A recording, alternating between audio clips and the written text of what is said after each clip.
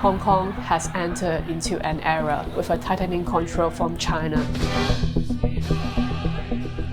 I took this video on the day when the National People's Congress passed the law. When the skies turned completely into darkness, I feel that part of the Hong Kong vanished along with the sunset. The value that we embrace, the freedom that we enjoy. My name is Bertha Wang and I've been covering the Hong Kong pro-democracy movement since June last year. Between us, as a local who was born and raised in Hong Kong, covering this protest is one of the most heart-wrenching and unforgettable experiences in my life.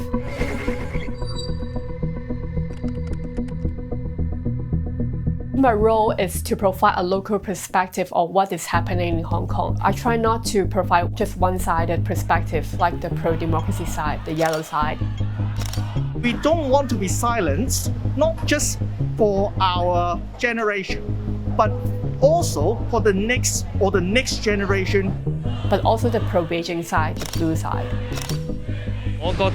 It all makes sense. A country needs laws to protect itself. People only abuse freedom if there is too much. The hostility between China and Hong Kong has been developed over the years, from micro to macro level, from policy to values and cultures. This is not something that suddenly sprouted out, and it is very hard for outsiders to understand what we have been going through. Over the past 10 years, I can feel the narrowing of the civic place and freedom. One of the booksellers in Hong Kong got detained to China because of selling some illegal books in Hong Kong. But in Hong Kong, there is a freedom of publications. A year ago, because one of the murder case in Taiwan, Hong Kong introduced the extradition bill, which triggered a mass protest for a year. After 1 year, the government now introduced the national security law. Well, this is it, Hong Kong's new security law. The scope of the legislation is far-reaching. Article 38 says it can essentially target anyone, anywhere. The purpose of this piece of legislation is not just to punish, it is also to deter. To many Hong Kongers, what is the definition of national security and what are the bottom lines? As a local, I share the same sentiments with most of the Hong Kong people. Like, I feel angry, I feel disappointed. I remember one morning when I was covering the Hong Kong Polytechnic University siege, and some of the protesters tried to escape from the campus. Police started firing tear gas towards them. Onlookers around me, they were screaming, crying with despair, pleading the police not to shoot the protesters.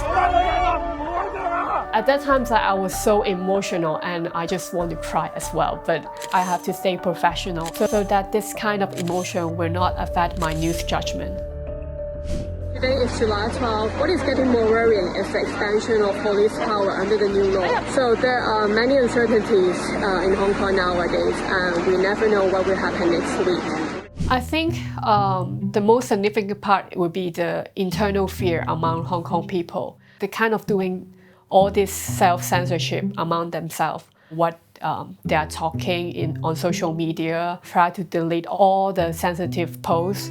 We can see there's fear among the community as well. Like for the restaurant, like they will peel off all the protest-related slogans. Fewer people are willing to speak out their opinion. There are lots of people consider leaving the city. To be honest, me and my friends have been discussing the possibility to leave Hong Kong as well.